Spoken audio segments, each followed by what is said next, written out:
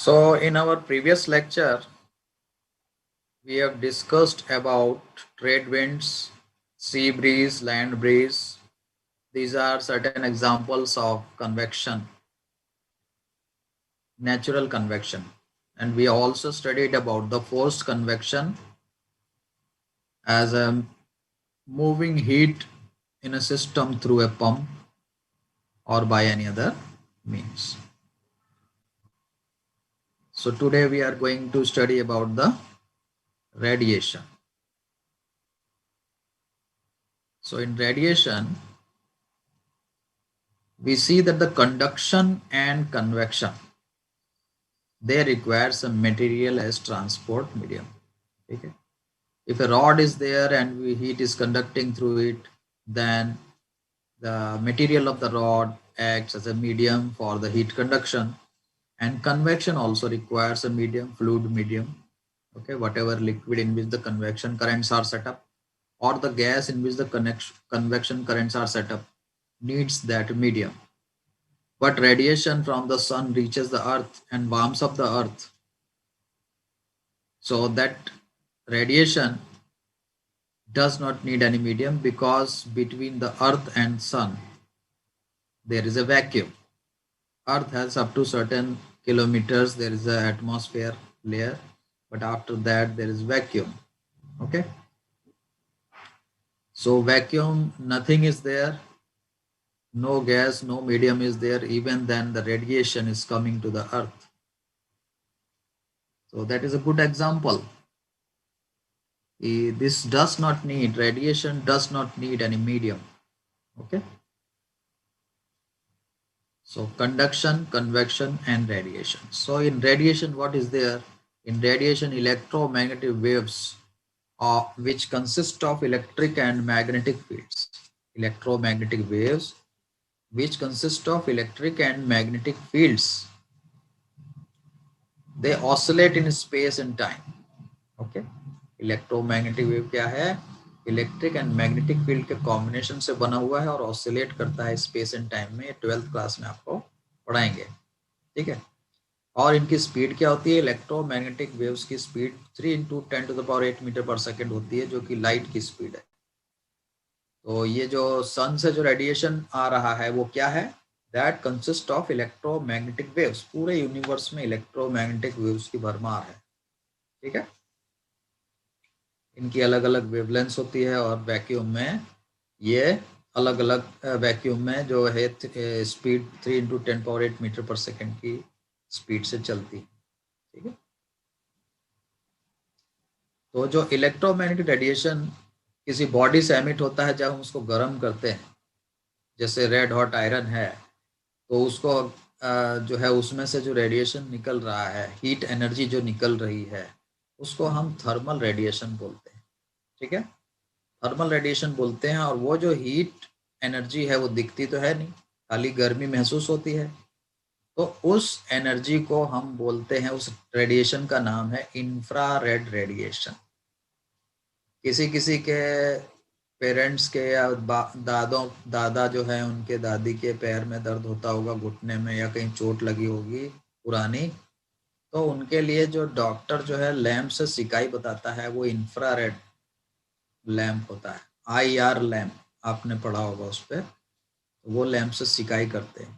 ठीक है. लाइट निकलती है उसमें, वो हीट अप करती है और उससे सिकाई होती है. बराबर.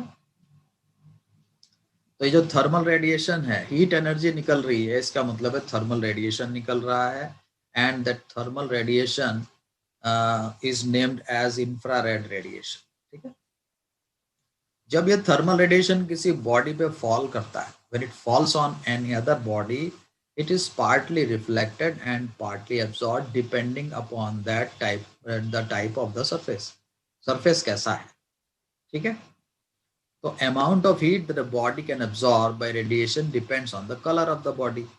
वो बॉडी कितना हीट एब्सॉर्ब करेगी उसके कलर पे डिपेंड करता है. तो ये एक्सपीरियंस ये कहता है कि black bodies absorbs and emit radiant energy better than the bodies of lighter colours. जैसे व्हाइट कलर है, पिंक कलर है, लाइट कलर है. ब्लैक कलर जो है डार्क कलर है, ब्राउन इज डार्क. ठीक है. तो ये जो डार्क कलर्ड है उसमें खास तौर से जो ब्लैक कलर्ड है वो बॉडीज जो है रेडिएशन को बहुत अच्छी तरह से एब्जॉर्ब कर लेती है और उसको एमिट भी उतनी ही तेजी से करती है। ठीक है, इस फैक्ट का हमारे डेली लाइफ में बहुत एप्लीकेशन है। क्या एप्लीकेशन है? आप जो है सर्दियों में ब्लैक कलर या डार्क कलर के कपड़े पहनते हैं तो उससे क्या होता है कि हीट जो है, जो सन से थोड़ी बहुत हीट आती है वो एब्जॉर्ब हो जाती है और आपके शरीर को गर्मी मिलती है। बराबर। अगर गर्मियों में आप ये काम करेंगे तो ये बेवकूफ़ी वाला काम है। लेकिन मैंने तो देखा है कि गर्मियों में भी लोग जो है ना, इतनी तेज गर्मी होती है उसमें भी काले कलर के कपड़े पहन के चलते हैं। या तो उन्होंने ये फैक्ट पढ़ा नहीं है, या फिर उनको नॉलेज नहीं है, या उनको अपने एक्सपीरियंस के बेसिस पे भी उनको समझ में नहीं आता है कि ब्लैक कलर का कपड़ा हीट को एब्जॉर्ब करेगा और तुरंत बॉडी को बहुत ज़्यादा गर्मी देगा। ठीक है, इसलिए गर्मी में क्या किया जाता है, लाइट कलर क्लॉथ पहने जाते हैं, जैसे व्हाइट कलर के, पिंक कलर के कपड़े पहने जाते हैं। तो क्या होता है, वो एब्जॉर्ब नहीं करता हीट को और रिफ्लेक्ट कर देता है, तो गर्मी नहीं लगती। आप बहुत ज़्यादा गर्मी हो, आप सफ़ेद कलर के कपड़े पहन के निकलेंगे, बिल्कुल सफ़ेद कलर के, तो आपको बिल्कुल भी गर्मी नहीं लगेगी। ये आप एक्सपीरियंस करके देख सकते हैं। ठीक है, इसी तरह जो कुछ बर्तन होते हैं उनके जो यूटेंसिल्स के जो बॉटम्स होते हैं उनको काला कर दिया जाता है, आपने देखा होगा। ठीक है, काला करने से क्या होता है, मैक्सिमम हीट एब्जॉर्ब करते हैं वो फायर से और उसको वेजिटेबल जो उसके अंदर कुक हो रही है उसको दे देते हैं। इसी तरीके से थर्मस फ्लास्क की थर्मस बॉटल होती है। थर्मस बॉटल क्या है, थर्मस में आपने देखा होगा उसके अंदर चाय रखते हैं तो गर्म रहती है, और उसके अंदर आप बर्फ़ भी रखते हैं तो भी वो पिघलती नहीं है और उसका टेम्परेचर मेंटेन रहता है। ठीक है, तो थर्मस बॉटल जो है एक एग्जांपल है। उसमें होता क्या है, this is a double walled glass vessel with the inner and outer walls coated with silver. उसकी जो आउटर वॉल है और इनर वॉल है, आउटर वॉल सिल्वर की और कोटेड होती है, इनर वॉल सिल्वर की कोटेड, या silver like material, not silver, silver like material. Shiny bodies होती हैं आउटर बॉडीज। उससे क्या होता है कि बाहर की जो हीट है उस पर इफेक्ट नहीं पड़ता। मान लीजिए आपने उसमें बर्फ रखी हुई है, ठंडा पानी रखा है, बाहर से जो हीट आ रही है वो एब्जॉर्ब हो गई तो बर्फ पिघल जाएगी, तो बर्फ पिघलती नहीं है। और जो है वो शाइनी सरफेस इस मामले में हेल्प करता है, बाहर की हीट को एब्जॉर्ब नहीं करता है। और अंदर की सरफेस शाइनी रखी जाती है तो वो क्या होता है, मान लीजिए आपने अंदर चाय रखी है और चाय की हीट निकल नहीं जानी चाहिए, चाय ठंडी नहीं होनी चाहिए, कॉफ़ी ठंडी होनी नहीं चाहिए, तो अंदर जो है सिल्वर कोटेड है तो वो क्या होगा कि जो है वो हीट जो है बाहर साइड की तरफ निकल नहीं पाएगी। और उन दोनों के बीच में, लेयर्स के बीच में जो है फोम या कोई ऐसे जो इंसुलेटर्स होते हैं हीट के, बैड इंसुलेटर्स, वो लगाए जाते हैं। ठीक है, तो उससे क्या होता है कि वो इंसुलेटर लाइक कॉर्क लिखा हुआ है ना, उसके ऊपर रखा जाता है, बीच वाला जो बॉटल होता है। ठीक है, आउटर कवर शाइनी होता है और इंटरनल कलर भी शाइनी होता है। तो ये डिवाइस जो यूज़फुल होती है, चाहे आप मिल्क रखिए, हॉट मिल्क रखिए, या फिर जो है कोई कोल्ड चीज़ रखिए, उसके लिए यूज़फुल होती है। बराबर है, तो ये हमारे डेली लाइफ में कुछ यूजेज हुए इसके। अब न्यूटन्स लॉ ऑफ कूलिंग क्या है, अगर हम कोई देखते हैं कि कोई चाय के कप को आप रख देंगे, खुला हुआ छोड़ देंगे टेबल के ऊपर गर्म चाय, तो धीरे धीरे वो ठंडी हो जाती है। ठीक है, तो जिस रेट पे वो कूल हो रही है वो रेट किस चीज़ पे डिपेंड करता है, इसकी स्टडी के लिए एक्सपेरिमेंट कर लेते हैं कि 300 मिलीलीटर वाटर ले लो, कैलोरीमीटर ले लो, और उसमें जो है एक स्टरर होना चाहिए, उसको 2 होल लिड से ढक दो, एक होल में तो थर्मोमीटर जाएगा। तो कैलोरीमीटर में जो है 300 मीटर वाटर डाल के 300 ml, उसको थर्मोमीटर लगा दीजिए और स्टरर उसमें रख दीजिए। ठीक है, 2 लिड हैं उसके अंदर, 2 होल हैं। थर्मामीटर की रीडिंग को नोट कर लो। उस दिन कैलोरीमीटर का फिगर बना के मैंने आपको बताया, राइट। थर्मामीटर की इनिशियल रीडिंग नोट करो, T1 रीडिंग है, और वो रीडिंग क्या होगी, that is the reading of the surrounding. चारों तरफ का जो नॉर्मल टेम्परेचर है वो थर्मामीटर पड़ेगा, क्योंकि उसकी मुंडी ऊपर निकली हुई है, आप पढ़ सकते हैं। अब आप जो है हीट करना स्टार्ट करेंगे वाटर को 40 डिग्री सेंटीग्रेड, रूम टेम्परेचर से 40 डिग्री सेंटीग्रेड अबव, जैसे रूम टेम्परेचर 25 है तो आपने 75 तक गर्म कर दिया उसको, है लगभग इतना गर्म करेंगे। और उसके बाद में हीट सोर्स को हटा लेंगे वहाँ से और स्टॉप वॉच चालू कर देंगे और घड़ी में जो है 1-1 मिनट या 2-2 मिनट बाद टेम्परेचर की रीडिंग लेते रहेंगे थर्मामीटर के थ्रू। तो if you take every 1 minute reading, तो आपको एक ग्राफ मिलता है। Plot the graph by taking the every second every minute temperature T2 minus T1। जैसे 5 मिनट हो गए, 6 मिनट हो गए, 7 मिनट हो गए, उस पर आप रीडिंग ले रहे हैं, तो छठे minute minus 5 minute, 7th minute minus 6th minute, ऐसे हर एक 1 मिनट की वाई एक्सिस पे रीडिंग और जो है value of the time along the x axis plot करेंगे। तो ये देखिए टाइम का इधर एक्स एक्सिस पे और जो टेम्परेचर है वो वाई एक्सिस पे प्लॉट किया गया। ठीक है, तो हम ये देखते हैं कि स्टार्टिंग में जो है जब टेम्परेचर हाई होता है वाटर का, तो उससे जब थोड़ा नीचे आता है तो उस वक्त जो है फास्ट रेट ऑफ कूलिंग होती है। ठीक है, जब वाटर जो है एटमॉस्फेयर के टेम्परेचर के लगभग बराबर आ जाता है, मतलब कि जैसे एटमॉस्फेरिक टेम्परेचर 25 है और वाटर का टेम्परेचर 30 डिग्री सेंटीग्रेड है, तो जो है उसका रेट ऑफ फॉल कम हो जाता है। आप देखिए ब्लू लाइन से बताया rate of fall is less. Rate of fall कैसे पता लगेगा, ये इस वाई एक्सिस पे, तो यहाँ rate of falling with time कम है, स्लो रेट ऑफ कूलिंग है मतलब, और यहाँ पे फास्ट रेट ऑफ कूलिंग है। तो ये रेट ऑफ कूलिंग किस पे डिपेंड करता है, इसके लिए न्यूटन्स ने लॉ दिया। क्या लॉ दिया न्यूटन्स ने? बॉडी क्या करती है, बॉडी जो है सराउंडिंग में टेम्परेचर लूज करती है। ठीक है, तो rate of loss of heat depends on the difference in the temperature between the bodies heat and the surroundings.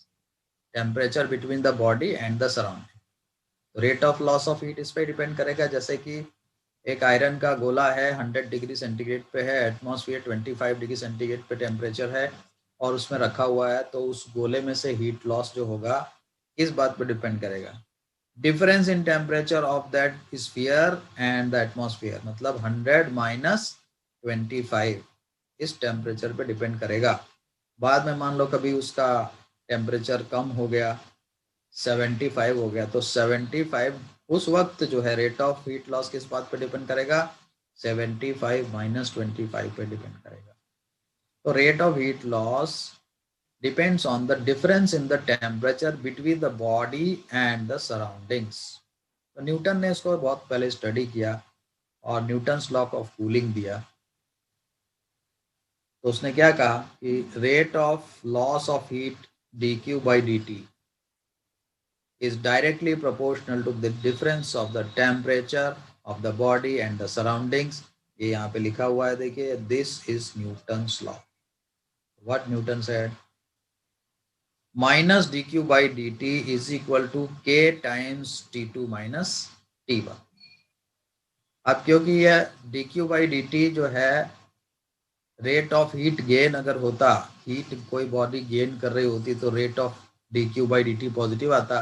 यहाँ पे क्या है, हीट लॉस हो रहा है, टेम्परेचर फॉल हो रहा है, इसके लिए माइनस साइन यहाँ पे लगाते हैं, rate of fall of temperature. ठीक है, तो कहने का मतलब है rate of loss of heat के लिए माइनस साइन यहाँ पे लगाएंगे। ग्रोथ नहीं हो रही है, हीट कम हो रही है, तो rate of loss of heat के लिए माइनस साइन लगाया है। dq by dt is equal to k times t2 minus t1। क्या है, k is a positive constant. k क्या है, k is a positive constant. ठीक है, ये किस बात पे डिपेंड करता है, एरिया और nature of the surface of the body. जो बॉडी हीट रेडिएट कर रही है वहाँ के एरिया पे और नेचर पे डिपेंड करता है, एरिया पे और nature of the surface of the body पे डिपेंड करता है।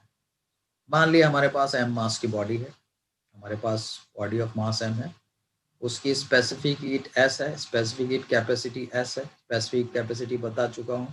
ठीक है, और टेम्परेचर है T2।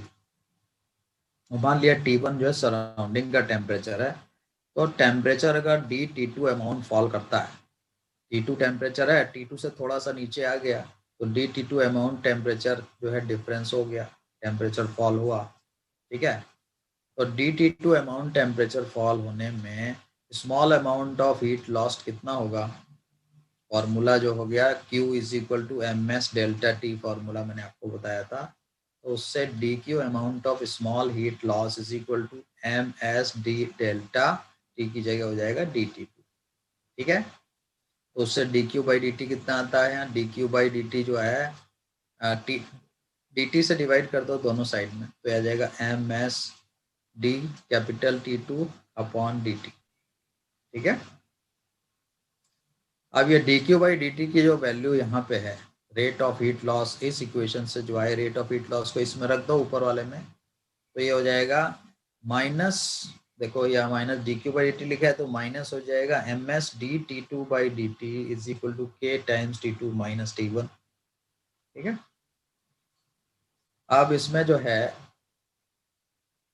T2 यहाँ पे है, T2 वेरिएबल है, T2 जो है कम होता जा रहा है, बराबर है। नेक्स्ट टाइम पे कुछ और टेम्परेचर होगा, कुछ और टेम्परेचर होगा, वेरिएबल है। तो ये वेरिएबल और ये T2 वाला जो T2 वाला साथ में लेना पड़ेगा, तो D T2 upon T2 minus T1 कर दिया, और ये K के साथ में MS को लेके गए, तो ये हो जाएगा माइनस K अपॉन MS, और इधर DT आ जाएगा, ये DT इधर आ जाएगा। इसको बोलते हैं separating the variables, same type के वेरिएबल को एक साइड में सेपरेट कर लेना। अब स्मॉल के अपॉन MS को नाम दिया कैपिटल के, समझे कि नहीं, क्योंकि M कांस्टेंट है, S कांस्टेंट है और K तो कांस्टेंट था ही, तो इसको ये भी कांस्टेंट होगा, तो इसको हमने कैपिटल K बोल दिया है। तो अब ये जो इक्वेशन बन गई log T2 minus T1 is equal to minus K capital K into T plus C। ठीक है, ये इक्वेशन बन गई है। अब इस इक्वेशन को हम लोग देखते हैं, ये लॉग कैसे आया, लॉग कैसे आया। ये जो इक्वेशन है D T two upon T two minus T one is equal to minus K D T, इसको इंटीग्रेट करके ये इक्वेशन आया। तो मैं आपको अभी समझा देता हूँ कैसे आया। पहली बात 1/x का इंटीग्रेशन करते हैं बच्चों, तो हमारे पास में क्या आता है, natural log x plus a constant आता है। अगर 1/x प्लस ए कांस्टेंट है, उसको इंटीग्रेट करेंगे तो log x प्लस ए आएगा। बस यही फॉर्मूले का यूज कर दिया है यहाँ पे। ठीक है, यहाँ पे dx है, तो ये वाले में क्या है, यहाँ पे वेरिएबल क्या है, यहाँ पे वेरिएबल देखो t2 है, t2 इज द वेरिएबल, इसको x समझ लो दिमाग में। तो integration dx upon x minus a constant, ऐसा करके इसका इंटीग्रेशन करना है, तो log x आ जाएगा ना यहाँ पे। ये नेचुरल लॉग ई बेस है, तो इसका मतलब है ln जो मैंने लिखा है, या ई बेस पे log लिखो, दोनों का मतलब एक ही होता है। log on base e of t2 minus t1 is equal to, right side में क्या हो जाएगा, राइट साइड में हो जाएगा minus K T plus a constant. ठीक है, इंटीग्रेशन में एक कांस्टेंट आता है, राइट। अब यहां से जरा आगे देखेंगे, देखिए log t2 minus t1 is equal to minus K T plus C हो गया। ठीक है, अगर हमारे पास में log लिखा होता है log of a is equal to B, तो हम उसको लिख सकते हैं a is equal to E to the power b। इन दोनों का मतलब एक ही होता है, आइदर यू राइट दिस और यू राइट दिस। तो ऐसी चीज को इस तरीके से लिख दिया गया है।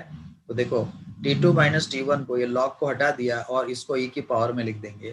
तो t2 माइनस t1 को कैसे लिखा, e to the power minus K T plus C. अब इनको सेपरेट कर लो, e to the power minus K T into E to the power C. ये power e to the power minus K T into E to the power C, तो e to the power minus K T plus C होगा ना, तो मैंने इसको split किया। अब ये e टू द पावर सी एक कांस्टेंट है, इसको हमने c डैश नाम दे दिया, और c डैश दे दिया तो इसके साथ चिपका दो c डैश को। तो ये इक्वेशन बन गई t2 is equal to t1 plus c dash to the power e c dash e to the power minus K T. ठीक है, तो ये इक्वेशन बन गई आपकी, t2 is equal to t1 c dash e to the power minus K T. ठीक है,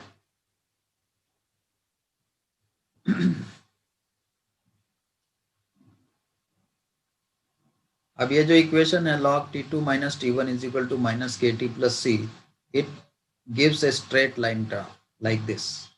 ठीक है, तो कैलोरीमीटर का बताया, यहाँ पे कैलोरीमीटर का एक एक्सपेरिमेंट है, कैसे करते हैं इसको बच्चों, कैलोरीमीटर के एक्सपेरिमेंट को ये भी देख लेते हैं, न्यूटन्स लॉ ऑफ कूलिंग को वेरीफाई करने के लिए। देखो कैलोरीमीटर है, ये कैलोरीमीटर है, ये कॉपर का बर्तन है और इसके अंदर कॉपर का स्टरर डाल दिया है, डबल ये लिड में दो होल हैं, एक थर्मामीटर डाला हुआ है T2 टेम्परेचर पे, और ये जो है इंसुलेशन है, ये जो है इंसुलेशन है, और जो है ये आउटर वेसल है, आउटर वेसल में भी लिक्विड भरा हुआ है, ठीक है, वो टेम्परेचर T1 पे है, तो ये एटमॉस्फेयर की तरह काम करेगा इसके लिए। इसके बाहर जो एटमॉस्फेयर है वो ये एटमॉस्फेयर है, ये वाला नहीं है। इसके बाहर जो है ये वाला लेड जो है बाहर से कवर्ड पूरा तरीके से, वो इसका एटमॉस्फेयर है, बराबर है। तो इसका जो रेट ऑफ फॉल होगा, ये टेम्परेचर पे इसको गर्म कर दिया हमने वाटर को कैलोरीमीटर के अंदर, और इस टेम्परेचर, ये जो T2 लिखा हुआ है थर्मोमीटर में टेम्परेचर बताया, ये फॉल होना चालू करेगा, ठीक है, ये जो है फॉल होना चालू करेगा। तो उससे क्या होगा कि हम जो है ग्राफ बनाएंगे log T2 माइनस T1 और टाइम T में, ठीक है। तो हमारी अभी न्यूटन्स लॉ ऑफ कूलिंग में जो बताया, इस तरीके की इक्वेशन आई, log T2 minus T1 is equal to minus KT plus C, ये इक्वेशन आई, बराबर है। तो इस इक्वेशन में हम ग्राफ बनाएंगे, तो ये ग्राफ स्ट्रेट लाइन आएगा। इस बात को हम ऐसे समझ सकते हैं कि if it is a variable y, ये जो वेरिएबल y है, तो राइट साइड में क्या लिखा है, राइट साइड में वेरिएबल क्या है, टाइम इज अ वेरिएबल। देखो यहाँ पे मैं वेरिएबल को अंडरलाइन कर देता हूँ, यहाँ पे t वेरिएबल है और यहाँ पे ये जो है T2 माइनस T1 ये वेरिएबल, ठीक है। तो लॉग इसका ये भी वेरिएबल हो गया, ये भी वेरिएबल। तो हम इस इक्वेशन को लिख सकते हैं y is equal to mx plus C, and y is equal to mx plus C is a standard equation of a straight line. मैंने आपको पहले भी कई बार बताया होगा, ठीक है। अगर हमारे पास में एक ये लाइन है, तो इस लाइन की इक्वेशन लिखी जाती है y is equal to m is the slope of the line, x plus c क्या होता है, c is the intercept from the y axis होता है, ठीक है। और जो m क्या होता है, m इसका स्लोप होता है इस लाइन का, समझ में? तो यहाँ पे y आता है और यहाँ पे x आता है, और x के साथ ये स्लोप आता है m। स्लोप के बारे में तो आप जानते ही हैं, ठीक है। How this line will be incline, तो ये जो इस टाइप की इक्वेशन होती है, y की एक पावर आ गई और x की एक सिंगल पावर है और कोई कांस्टेंट है, ऐसा इक्वेशन होता है, तो वो होता है स्ट्रेट लाइन का इक्वेशन। तो यहाँ पे देखते ही पता चल जाता है, if it is a variable and it is a variable, then this is equation of the straight line, ठीक है। इसका स्लोप क्या है, m is equal to minus K, आप देखो निगेटिव स्लोप दिखा रही है, ये स्लोप निगेटिव होता है, और इस तरीके का स्लोप पॉजिटिव होता है, मैंने आपको पहले बताया था। इस तरीके का स्लोप पॉजिटिव होता है और इस तरीके का स्लोप जो है नेगेटिव होता है। अगर आप इसका स्लोप निकालेंगे तो आप जो है ये एंगल का टेन थीटा निकालेंगे, ये एंगल का टेन थीटा जो है दूसरी तरह से मेजर हो रहा है, ठीक है। इस एंगल का जो है रेफरेंस लेवल ये है और ये एंगल ऐसे मेजर हो रहा है, थीटा पॉजिटिव है। और ये एंगल कैसे मेजर हो रहा है, ये एंगल इस तरीके से मेजर हो रहा है, ठीक है। तो इसके लिए क्या है, ये थीटा नेगेटिव है और स्लोप नेगेटिव है। तो यहाँ पे ये लाइन इस तरीके की है तो स्लोप नेगेटिव है, इस तरीके की होगी तो स्लोप, मतलब ऐसा समझ लो कि एंगल अगर एक्यूट है विद एक्स एक्सिस के साथ एंगल एक्यूट है तो स्लोप पॉजिटिव है, एंड एक्स एक्सिस के साथ एंगल ऑब्ट्यूज है, ठीक है, तो स्लोप नेगेटिव है। ये बात समझ में आ गई। तो यहाँ पे स्लोप नेगेटिव है, देखते ही पता चल गया, देखो माइनस के आ गया ना, के इज अ पॉजिटिव नंबर, ठीक। तो ये एक स्लोप, ये लाइन रिप्रेजेंट करती है।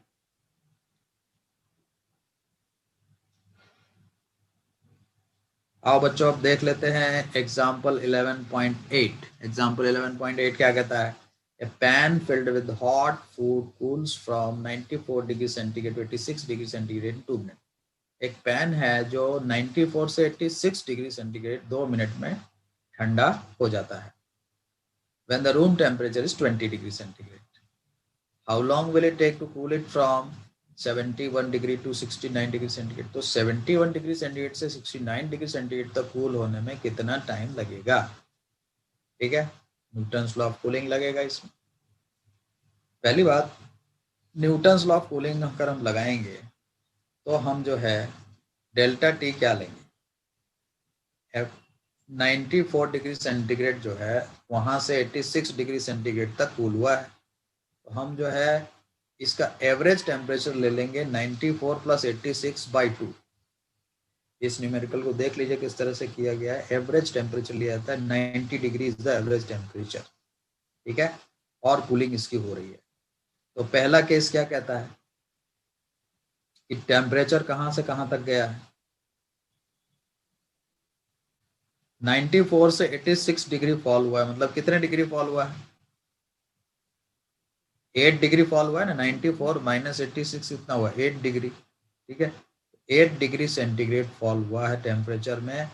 एंड 8 डिग्री सेंटीग्रेड कितने टाइम में फॉल हुआ है, 2 मिनट में फॉल हुआ है, बराबर है। तो हमारे पास में जो इक्वेशन है न्यूटन्स लॉ वाली, वो कौन सी है, ये वाली। ये जो इक्वेशन है ये क्या कहती है, देखो यहाँ पे देखो, यहाँ पे देख लो, ये नीचे वाली, बराबर। dt2 अपॉन dt, ये dt जो है इसको नीचे लेके आओ, ये dt2 को, ये dt टाइम के लिए है, इसको नीचे लेके आओ, ये टेम्परेचर डिफरेंस के लिए है। तो dt2 बाई dt, और ये जो है डेल्टा टी है टेम्परेचर डिफरेंस, इसको इधर लेके जाओ, ठीक है। तो ये k टाइम्स डेल्टा टी हो जाएगा, k टाइम्स डेल्टा टी। तो वो इक्वेशन यहाँ उन्होंने यहाँ पे यूज करी है, चेंज इन टेम्परेचर dt2 बराबर अपॉन टाइम कितना लगा delta dt is equal to k times delta T, k times temperature difference delta T. ये न्यूटन्स लॉ ऑफ कूलिंग लिखा हुआ है एक तरीके से, ठीक। अब इसको अप्लाई कैसे करेंगे भाई, इसमें जो डेल्टा टी जो है वो कितना लेंगे, डेल्टा टी हम लेंगे द एवरेज टेम्परेचर जो आया 94 एंड 86 का जो एवरेज टेम्परेचर आया 94 प्लस 86 बाई 2 मतलब 90 डिग्री जो आया, उसमें से हम जो है एटमॉस्फेयर का टेम्परेचर, रूम टेम्परेचर माइनस करेंगे, ये डेल्टा टी हुआ, ठीक है। तो 90 माइनस 20 डिग्री 70 डिग्री हुआ डेल्टा टी यहाँ के लिए। तो चेंज इन टेम्परेचर कितना हुआ, चेंज इन टेम्परेचर जो हुआ 8 डिग्री सेंटीग्रेड हुआ, कितने टाइम में, 2 मिनट में हुआ। तो नीचे आ जाएगा टाइम 2 मिनट, बराबर is equal to k times 70 degree centigrade. ये बात समझ में आई। Let us see, 8 degree centigrade dt2 है ये, और स्मॉल dt क्या है, टाइम में डिफरेंस 2 मिनट में हुआ है। k टाइम 70 डिग्री, तो इससे आप क्या करो, इसमें k की वैल्यू निकालो, 8/2 इंटू 70, 8/140 हो गई k की वैल्यू, ठीक है। अब हमको कैलकुलेट करना है 69 से 71 तक फॉल होने में, द एवरेज 69 से 71 से 69 तक फॉल होने में, ठीक है, कितना टाइम लगेगा।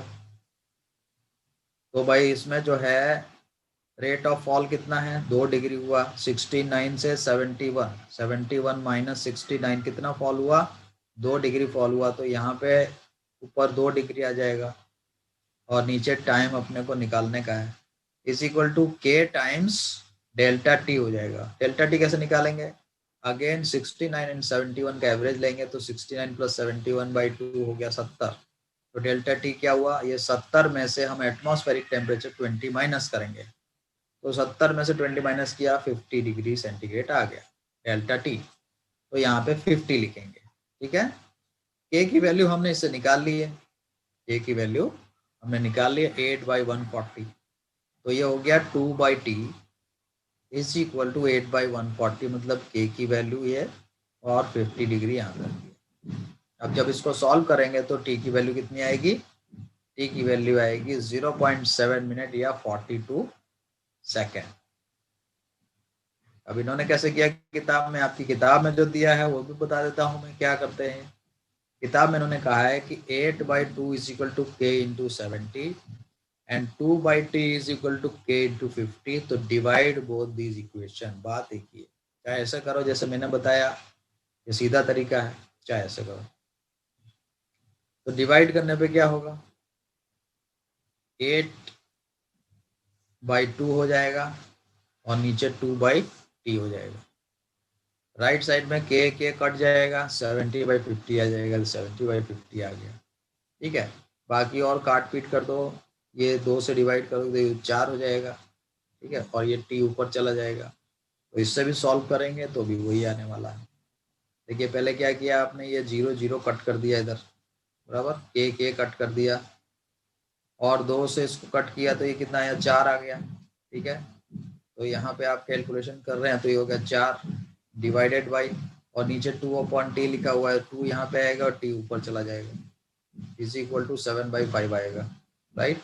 तो 2 2 ज़ा 4, तो t कितना हुआ, t हो गया 7/10, तो ये आ गया 0.7। हमारा आंसर भी इतना ही आएगा इससे।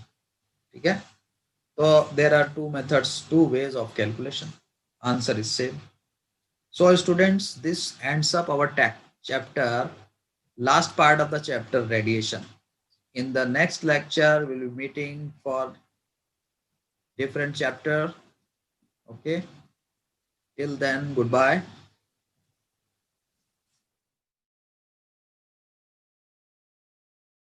Quick Deal, a marketplace to sell anything. Apparels, shoes and footwears, gadgets and electronics, health and beauty, computer parts and accessories. Quick Deal.